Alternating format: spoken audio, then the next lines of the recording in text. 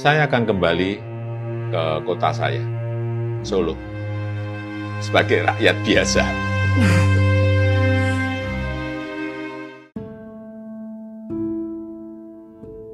Pada suatu hari, di kota Surakarta, Jawa Tengah, yang damai nan ramah, lahirlah seorang anak laki-laki. Anak tersebut lahir dari seorang ibu yang bernama Sujiatmi dan ayahnya Wijatno Notomiharjo. Dia adalah Joko Widodo, Presiden Republik Indonesia yang ke-7. Jokowi adalah anak sulung dari 4 bersaudara, di mana ketiga adiknya perempuan. Jokowi lahir dan dibesarkan di kota Solo. Keluarga Jokowi sama seperti keluarga kebanyakan. Ibu dan bapaknya bukanlah orang keturunan ningrat, melainkan keduanya adalah pekerja keras yang berjuang untuk membesarkan anak-anaknya. Suatu ketika kondisi ekonomi keluarga sedang sulit, hingga mengharuskan Jokowi bersama keluarganya harus selalu berpindah-pindah rumah kontrakan. Hal itu dilakukan karena keadaan tak mampu membayar sewa kontrakan rumah. Bapak berjuang untuk hidup kami dengan berjualan bambu dan kayu di pasar. Sedang ibu saya sangat gigih membantu bapak. Setelah selesai memasak dan membereskan rumah, ibu segera pergi ke lapak dagangan bapak untuk mengikat bambu dan kayu, tutur Jokowi. Di saat perekonomian mulai membaik dan usaha bapaknya mulai lancar, tiba-tiba pemerintah kota Solo melakukan penggusuran di lingkungan rumah Jokowi. Hingga akhirnya Jokowi beserta keluarga terusir kembali. Hal ini menyebabkan keadaan keluarga Jokowi jadi terpuruk. Jokowi dan keluarganya akhirnya terpaksa menumpang di rumah saudara ibunya. Namun, situasi dan kondisi ini tidak membuat bapaknya putus asa. Bapaknya memutar otak, hingga akhirnya bapaknya mencoba menjadi sopir angkutan umum, sementara itu ibunya berjualan di pasar meneruskan usaha peninggalan orang tuanya. Jokowi mengatakan, "Kami sekeluarga hidup tanpa mengeluh dan saling memberikan energi positif bersama-sama. Kami berjuang untuk tidak lagi menumpang." Bapak akhirnya bisa membuka bengkel usaha kayu. Setelah beberapa tahun, uang bisa terkumpul untuk membeli rumah sederhana. Sekitar tahun 1980-an, Jokowi kecil sudah mulai beranjak dewasa. Jokowi mulai masuk kuliah di Universitas Gadjah Mada, Yogyakarta. Karena dari kecil terbiasa berkecimpung dengan urusan kayu, maka dari itu Jokowi mengambil mata kuliah dengan jurusan teknologi kayu kehutanan. Alasan kenapa Jokowi menekuni dunia kayu, tujuannya adalah agar bisa lebih mendalami pengetahuan tentang kayu secara detail dan spesifik. Karena ia mempunyai cita-cita kelak ingin meneruskan usaha bapaknya. Di saat masih kuliah, Jokowi muda juga memiliki jiwa seni yang tinggi. Ia menyukai musik-musik dari dalam maupun luar negeri yang bergenre cadas. Di antaranya adalah musik rock seperti Nazareth, Queen, Metallica, Judas Priest, sampai Guns N' Roses. Selain memiliki hobi seni musik, dia pun memiliki hobi naik gunung. Hal itu nampak sekali di saat ia bergabung bersama teman-temannya di Mapala Universitas Gadjah Mada. Masa muda memang masa yang paling indah untuk bercinta. Jokowi muda saat itu pun akhirnya bertemu dengan tambatan hatinya. Dia adalah Iriana, yang kini menjadi istrinya. Iriana ini adalah teman akrab dari adik Jokowi, yang kala itu sering main ke rumahnya. Jokowi mengatakan, pertama curi-curi pandang, lama-lama kok jatuh cinta. Iriana ini orangnya sederhana, dan itu yang saya suka. Akhirnya, pada tahun 1985 Jokowi lulus kuliah dengan gelar insinyur dari Fakultas Kehutanan Universitas Gadjah Mada, Yogyakarta. Selang waktu berjalan, Jokowi pun mencoba melamar pekerjaan kesana kemari. Dan alhamdulillah, akhirnya Jokowi diterima di sebuah pabrik kertas milik negara yang bertempat di Provinsi Aceh kala itu.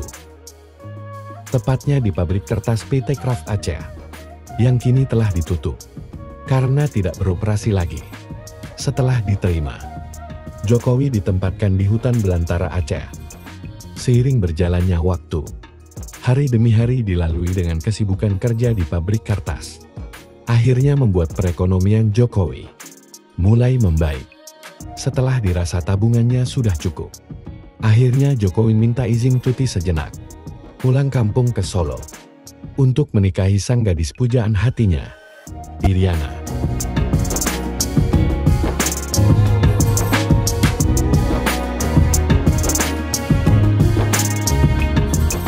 Setelah Jokowi menikah dengan Iriana, Jokowi pun kembali lagi ke Aceh untuk bekerja. Tak ketinggalan pula, Iriana turut dibawa ke Aceh. Mereka tinggal di Aceh selama 2,5 tahun. Suatu ketika, Jokowi berkeinginan resign dari tempat kerjanya di Aceh. Jokowi ingin sekali bekerja di kampung halamannya, Solo, dengan harapan suatu saat bisa memiliki usaha sendiri di kampung halaman. Hal itu pun dirundingkan dengan istrinya. Dan akhirnya, Iriana pun menyetujui keinginan Jokowi. Kala itu, Iriana sedang hamil anak pertamanya.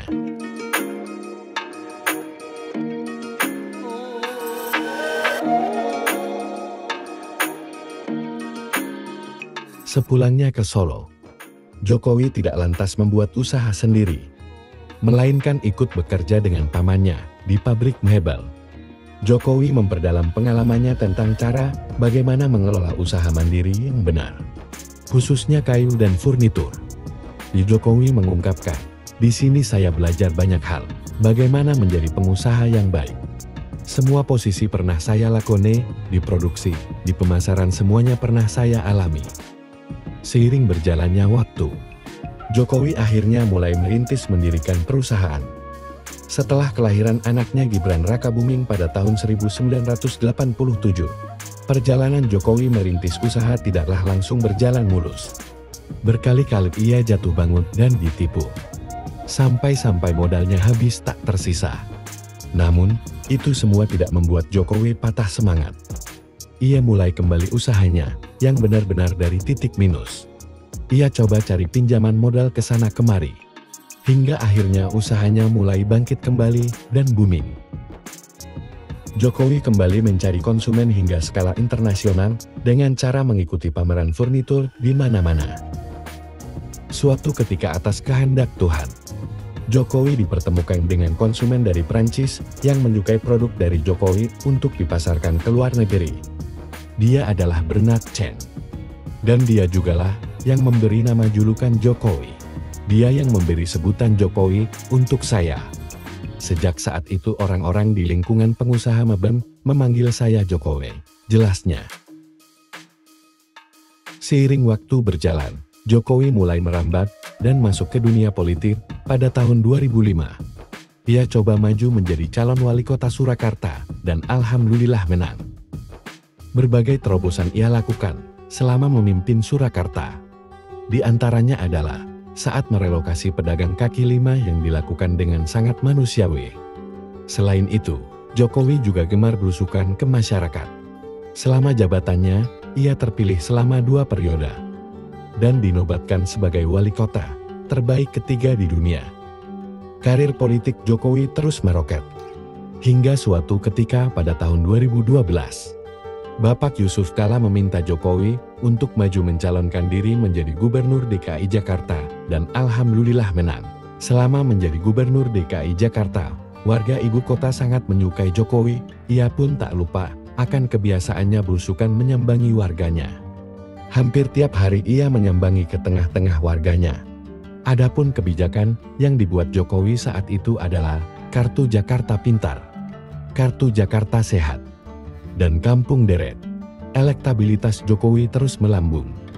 Hingga akhirnya pada pemilihan presiden tahun 2014, Jokowi mencalonkan diri sebagai Presiden Republik Indonesia.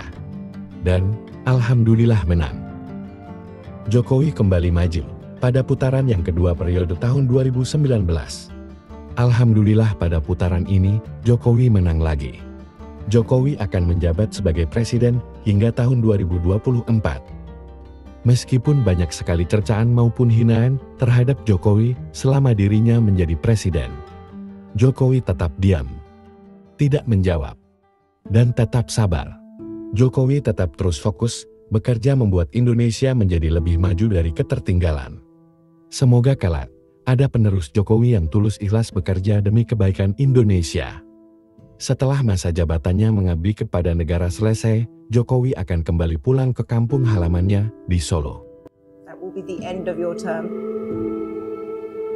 Saya akan kembali ke kota saya, Solo, sebagai rakyat biasa.